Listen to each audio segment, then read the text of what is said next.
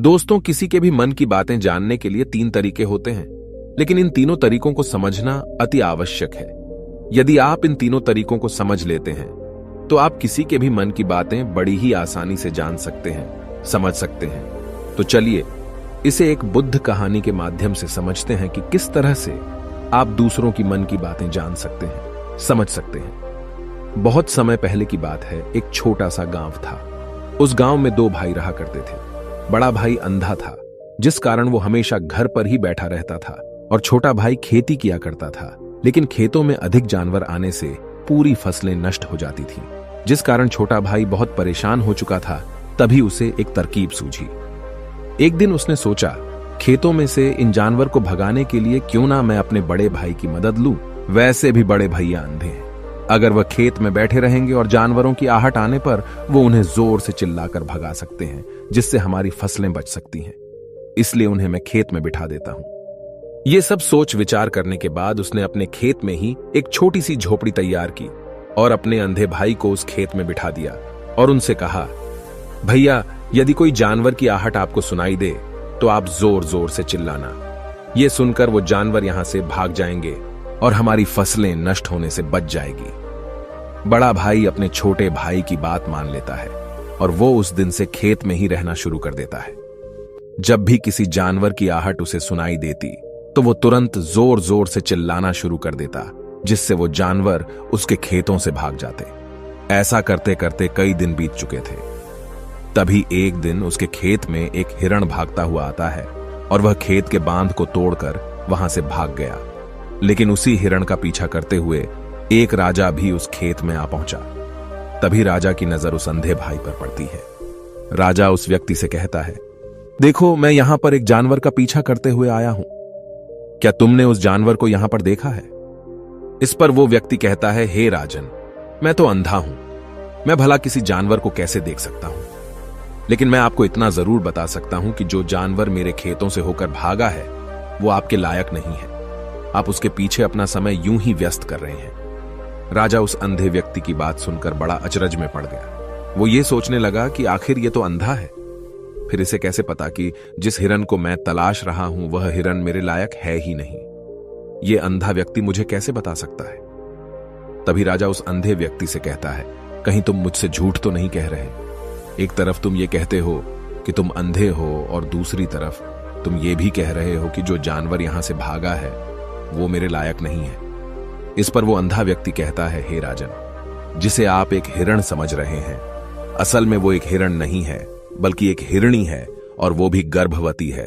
और जहां तक मुझे ज्ञान है, मैंने कभी किसी राजा को किसी गर्भवती हिरणी का शिकार करते हुए नहीं सुना है, और इसी कारण मैं आपसे ये कह रहा हूं कि वो हिरणी आपके लायक नहीं है। आप उसके पीछे अपना समय व्यर्थ ना करें। यह सुनकर राजा और भी अचरज में पड़ गया। वो ये सोचने लगा कि आखिर ये अंधा आदमी ये कैसे जान सकता है कि वो हिरणी है और गर्भवती है। राजा कुछ देर सोच विचार करने के बाद अपने सेनापति से कहता है, सेनापति जी, मुझे वो जानवर जिंदा चाहिए, क्योंकि मुझे यह पता करना है क्या वह हिरणी है और क्या वह गर्भवती है। क्योंकि यह अंधा आदमी बहुत विश्वास के साथ कह रहा है और मुझे इस बात की पुष्टि करनी है। यदि वह हिरणी हुई और गर्भवती हुई तो वह हमारे शिकार के लायक नहीं है, क्योंकि हम तो एक हिरण का पीछा कर रहे थे। इसलिए जाओ और पता करो कि क्या वो हिरणी है। सेनापति राजा से आज्ञा लेकर आगे की ओर बढ़ चलता है, और कुछ देर बाद जब वह वापस लौट कर आता है तो वह राजा को कहता है, हे राजन, इस अंधे आदमी ने जो भी बातें कही हैं वो बिल्कुल सही हैं। वो एक हिरणी ही है और वह गर्भवती भी है।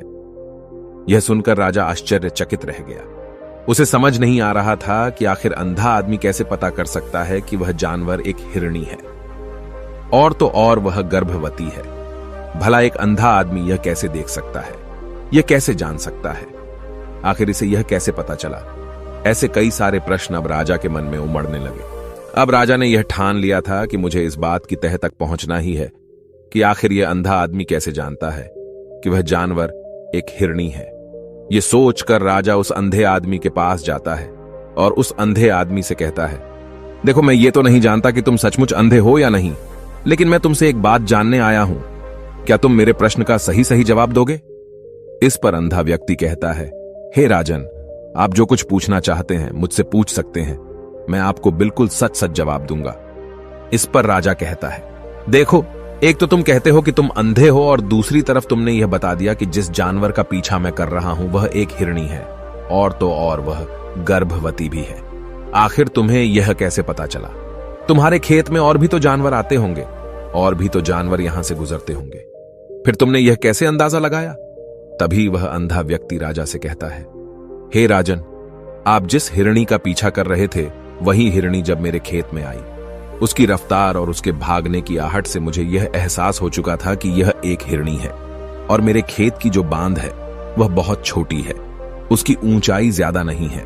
यदि कोई हिरण होता तो उस बांध को बड़ी आसानी से लांघ जाता, लेकिन वह हिरणी इस बांध को तोड़कर भागी है, और यदि वह इस बांध को छलांग लगाकर पार करने का प्रयास करती तो इससे उसके बच्चे को खतरा होता, और इसी बात से मैंने यह पता लगा लिया कि वह गर्भवती है। इस कारण वह ज्यादा ऊंची छलांग न लगाकर मेरे खेत की बांध को तोड़ते हुए भाग गई। इस पर राजा के मन में एक और प्रश्न उठा।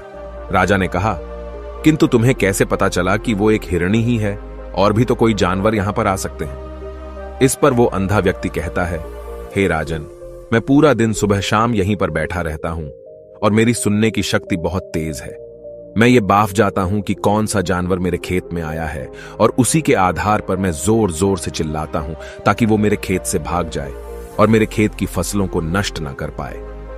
राजा उस अंधे आदमी का यह जवाब सुनकर पूरी तरह से संतुष्ट हो चुका था। वो मन ही मन ये सोच रहा था कि आदमी भले ही अंधा हो, लेकिन ये तो बड़ा ज्ञानी मालूम पड़ता है। इस आदमी से कुछ ना कुछ तो काम निकलवाना ही चाहिए। ये विचार लिए हुए राजा वहां से वापस अपने महल की ओर लौट जाता है। राजमहल पहुंचते ही राजा उस अंधे व्यक्ति से कहता है, आप तो